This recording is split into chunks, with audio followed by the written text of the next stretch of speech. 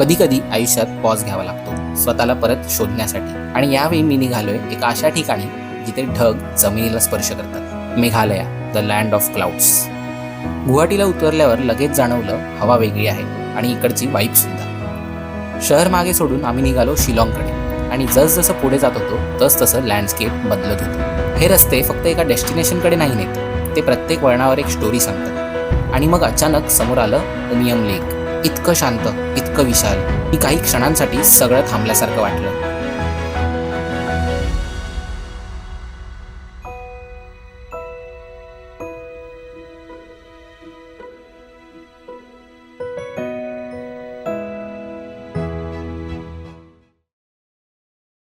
दुसऱ्या दिवशी मेघालयाचं खरं रूप दिसायला लागलं. ढग लिटरली रस्त्यावर चालत होते आणि आपण त्यातून ड्राईव्ह करत होतो. या दिवशीचा आपला पहिला स्टॉप होता एलिफंट फॉल्स. पहिले प्लॅन होता इथे सोलो यायचा स्कूटीने.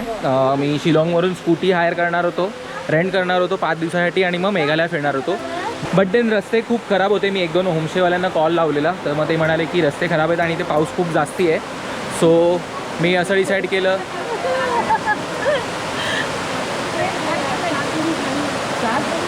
डिसाईड केलं की आपण एका ग्रुपसोबत जाऊ. तर मग मी आता तुम्हाला ग्रुपवाल्यांना सगळ्यांना भेटवीन. पण आत्ता आपण जात आहोत एलिफंट फॉल्स बघायला. इकडे बेसिकली 3 वॉटरफॉल्स आहेत टोटल मिळून. पहिला वॉटरफॉल आहे आणि मग खालच्या साईडला 2 आहेत. तर मग आता आम्ही पहिले खालती चाललो आहे, जिथे आपण 2 वॉटरफॉल बघू. तर चला दाखवतो तुम्हाला ते वॉटरफॉल कसे आहेत.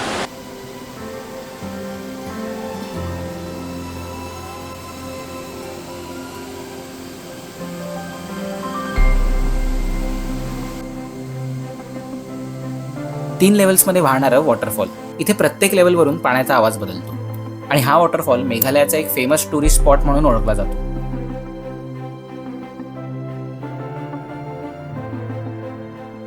आता माझा मित्र नंदन मला सांगत होता मेघालयाला मेघालय काय म्हणतात.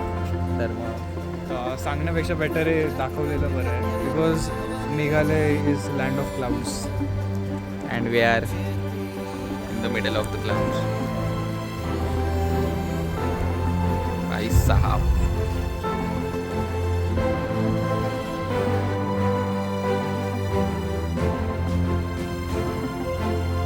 फॉग असल्यामुळे तो दिसत नव्हता, पण आता हळूहळू फॉग क्लिअर होतोय.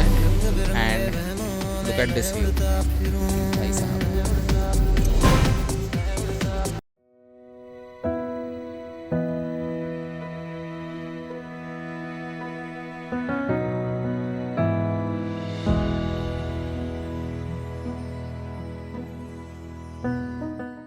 आता आमच्या डेस्टिनेशनच्या दुसऱ्या वॉटरफॉलला जातो आहे, जिथे पोहोचण्यासाठी आम्हाला 300 शिड्या खाली उतरायचं आहे आणि परत मग वरती येण्यासाठी आपल्याला हाईक करावं लागेल 300 शिड्या चढत. तर मग आता जसं तुम्ही बघू शकता आजूबाजूला आमच्या फुल फॉग आहे आणि आम्ही ट्रेक सुरू केलेली आहे. बघूया आता काय होतं. तो वॉटरफॉल मी गुगल मॅप्सवर फोटोज बघितलेले, खूप सुंदर वॉटरफॉल आहे आणि थोडं ऑफबीट आहे, जास्ती लोकांना माहीत नाही आहे, पण बघूया. इथे पोचायला आपल्याला एक छोटासा ट्रेक करावा लागतो, जो खूप सुंदर आणि ॲडव्हेंचरस होता.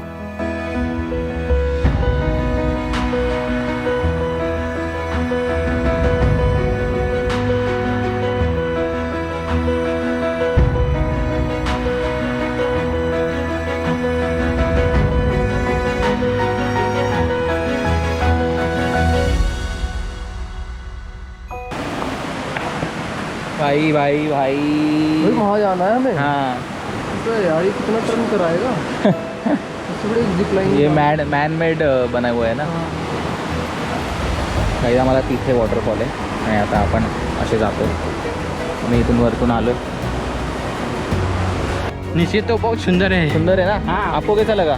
बहुत मजा आता है भाई थोड़ा ज़्यादा मजा आ गया. ज़्यादा मजा आ रहा भाई.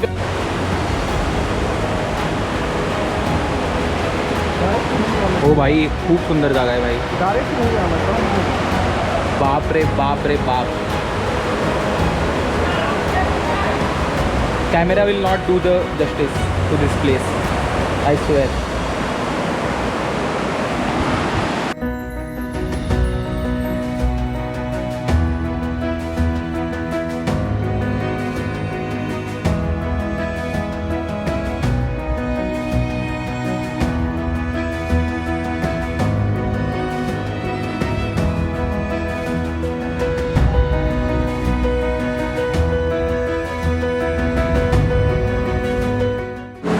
भाई हा वॉटरफॉल एवढा सुंदर आहे, एवढा सुंदर आहे. एक्सपेक्ट नव्हतं केलं. गुगल फोटोजवरती फोटोज बघून गेलेलो, पण आता सध्या पूर्ण वॉटरफॉल फॉगने कवर केलेला आहे आणि व्ह्यूज भाई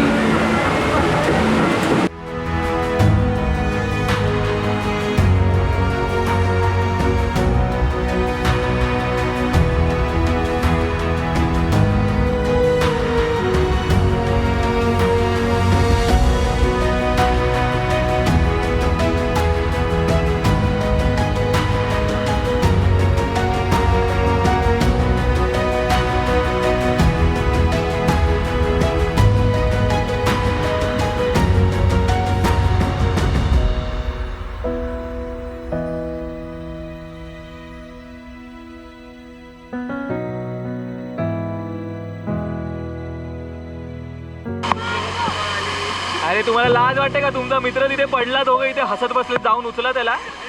भाई तो स्वतःला सांभाळू शकतो. परत पडशील भाई, थोडा स्टेबल हो.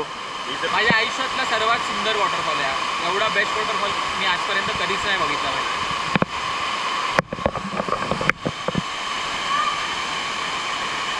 वायसेडॉंगला पोहोचल्यावर एका वेगळ्याच मॅजिकल जगात पोहोचल्यासारखं फील होत होतं. इतकं सुंदर, इतकं मॅजिकल वॉटरफॉल मी लाईफमध्ये फर्स्ट टाइम पाहत होतो. आमच्या चारही बाजूने धुकं पसरलेलं होतं आणि त्या फॉगी इफेक्टमुळे ही जागा अजून जास्ती मॅजिकल वाटत होती. त्यानंतर आपण पोहोचतो आर्वा केव्ह जवळ.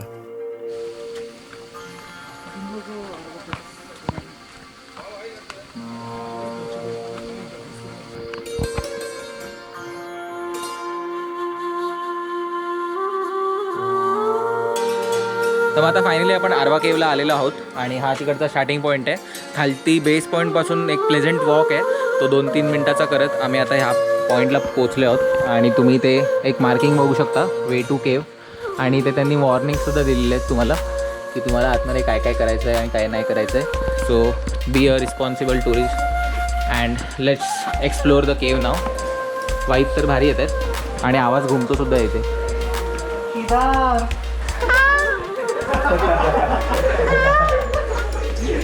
आर्वा केव्हमध्ये पाऊल टाकताच असं वाटतं जणू आपण हजारो वर्षे मागे गेलो आहे. दगडांवरचे पॅटर्न्स आणि फॉसिल मार्क्स बघून असं वाटतं की जणू ही एक निसर्गाची आर्ट गॅलरीच आहे.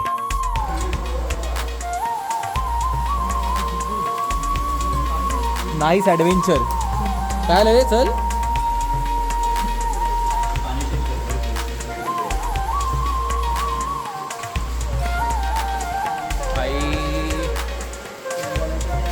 केव्ह एक्सप्लोरेशन सुरू आहे आता आमचं आणि मजा येत आहे. असं काहीतरी पहिल्यांदा करतोय आयुष्यात. केव्हमध्ये चालतोय आम्ही आता लिटरली.